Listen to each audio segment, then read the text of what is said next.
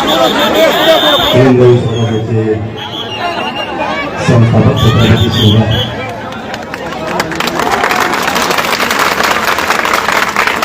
आज आपल्या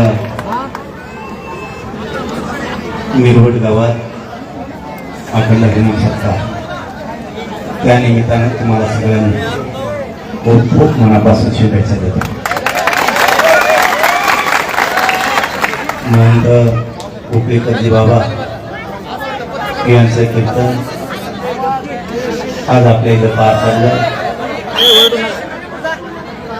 मला वेळेवरती यायचं होतं, परंतु मोरेच्या संस्थांवरती सुद्धा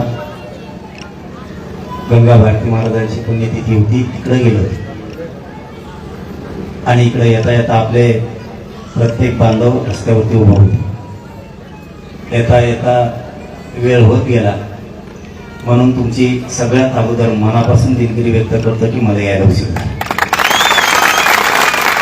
आणि कधी काळी माझ्याकडून एखाद्या वेळेस सप्ताहासाठी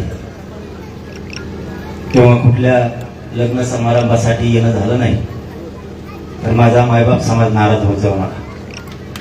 कारण मी आपल्या समाजाच्या लेकरासाठी रात्रंदिवस लढत राहणार आहे. रात्रंदिवस मी त्यांच्या कल्याणासाठी झटत राहणार आहे.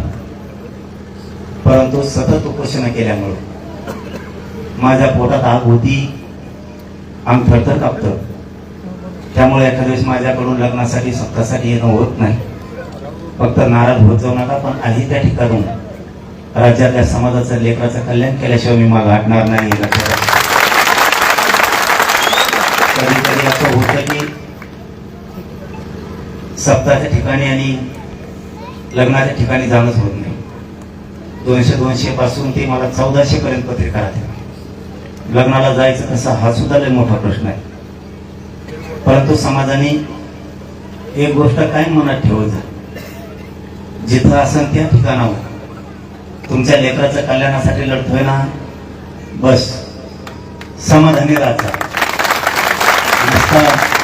एखाद्या वेळेस एखाद्याच्या लग्नाला नाही आलं गेलं की रुसून बसते, कुठं नाही गेलं तरी रुसतात. एक माणूस आहे आणि एका माणसाला राज्यभर होत नाही. त्यामुळं समजून मनानच घ्यायचं. आता तुमच्याच मिरवट गावात आलो नसतो तुम्ही तर रुसून बसले असते. आता करायचं तरी काय, माणूस एक पळणार तरी किती. रुसत जाऊ नका, हे संदेश मी मिरवट गावासह राज्यातल्या सगळ्या समाजाला देतो. हे कधी येणं झालं नाही तर रुसत जाऊ नका. मी लढायला तुमच्यासाठी खंबीर आहे, बाकी कसले संकट आहे. आज आपल्या सप्ताहाला भेट देण्यासाठी स्वर्गीय संतोष भैया यांचे बंधू धनंजय देशमुख भैया सुद्धा आले.